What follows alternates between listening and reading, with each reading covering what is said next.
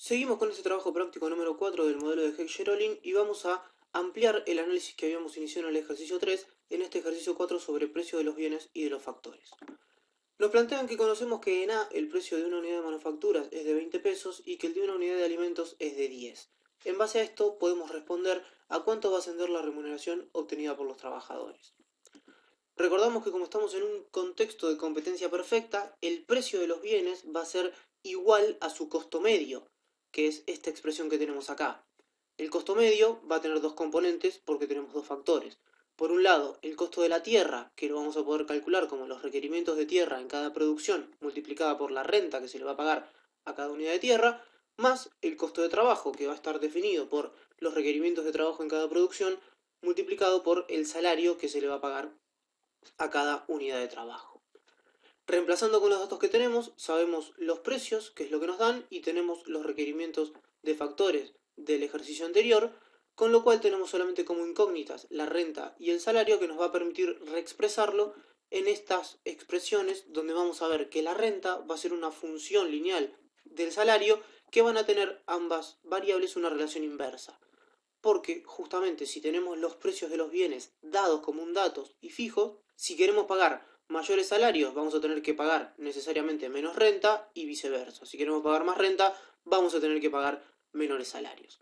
Estos precios fijos de los alimentos y las manufacturas nos dan la restricción de cuáles van a ser los valores de renta y de salario que podemos pagar y con ello podemos volcarlos en este gráfico de dos ejes. Para la ecuación de las manufacturas vamos a ver esta restricción que podemos pagar de combinaciones de rentas y de salarios, y para la ecuación de alimentos vamos a ver lo mismo. ¿Cómo se resuelve esto? Si recordamos que en este modelo los factores son perfectamente móviles entre sectores, lo que va a pasar es que los factores se van a mover a aquel sector que pague mayor remuneración. Los trabajadores van a ir a quienes paguen mayores salarios y la tierra se va a alquilar a quienes paguen mayor renta. Con lo cual, el único equilibrio posible va a ser aquel en el que los dos sectores paguen los mismos salarios y las mismas rentas, de forma que los factores no se muevan y las cantidades de producción queden en equilibrio.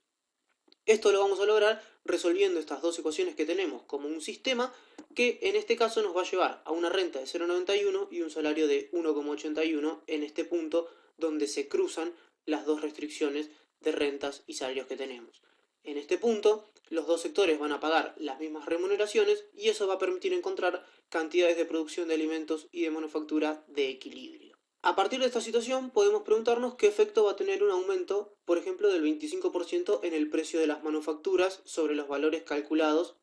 anteriormente. De la misma forma que veíamos en el ejercicio anterior que pasaba con un aumento del trabajo, lo que podemos pensar intuitivamente es que si las manufacturas son más caras, en principio se va a relajar la restricción de la recta azul y se van a poder pagar más rentas y más salarios al mismo tiempo. Es decir, que esta ecuación se va a desplazar hacia afuera.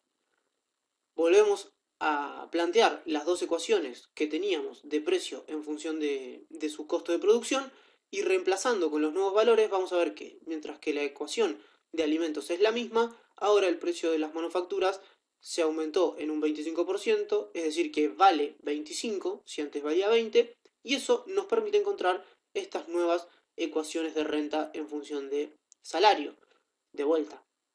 para el caso de los alimentos sigue siendo la misma, para el caso de las manufacturas ahora tenemos esta ordenada de 12,5 que si lo graficamos vamos a ver un desplazamiento en paralelo de esta función. Ahora tenemos una mayor renta máxima posible y un mayor salario máximo posible. Reemplazando esto y resolviéndolo como un sistema, encontraremos una nueva renta y un nuevo salario de equilibrio, donde podemos empezar a ver algunos efectos. Veremos que, mientras que el salario efectivamente ha aumentado, la renta disminuye. Fíjense que este punto rojo, donde encontramos las nuevas remuneraciones de equilibrio, tiene un nivel de renta menor y un nivel de salario mayor. Esto se conoce como el teorema de Stolper-Samuelson, que nos va a decir que ante aumentos en los precios de un bien, va a haber un aumento en la remuneración del factor que se utiliza intensivamente en la producción de ese bien, mientras que va a haber una disminución absoluta en la retribución al otro factor. De alguna manera es similar a lo que plantea el teorema de Rybczynski, solamente que acá lo estamos viendo en función de las remuneraciones a los factores. Vemos que hay un aumento en el precio de las manufacturas y eso conlleva un aumento de salarios, que son la retribución al factor que se usa intensivamente en esta producción, mientras que las rentas, que son la remuneración al factor que no se utiliza de forma intensiva en la producción de manufacturas, sufre una caída. También podemos ver en esta aplicación que hay un efecto magnificación, que significa que el aumento porcentual de los salarios es mayor que el aumento porcentual del precio de las manufacturas, mientras que las manufacturas aumentan de precio en un 25%, si hacen las cuentas van a ver que los salarios aumentan aproximadamente un 30%. Es decir, que siempre vamos a encontrar un aumento más que proporcional en la retribución al factor que se utiliza de forma intensiva en la producción del bien que está aumentando de precio. Finalmente, nos piden suponer que la demanda relativa de ambos países posee una pendiente igual a menos 2,5 y que en autarquía las cantidades relativas de manufactura de equilibrio son 0,5 para el país A y 1 para el país B.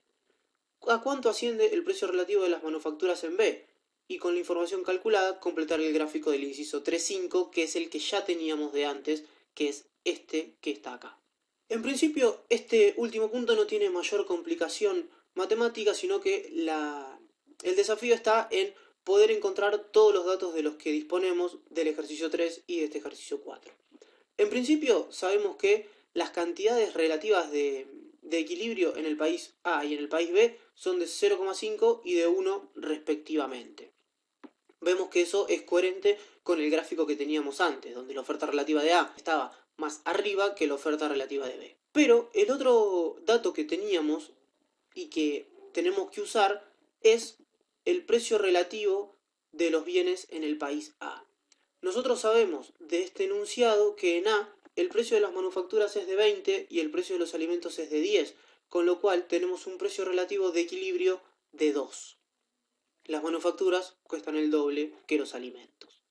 Sin este dato no podríamos seguir el análisis porque el único dato que tenemos adicionalmente es el de la pendiente de esta demanda relativa. Ahora, teniendo estos tres datos, podemos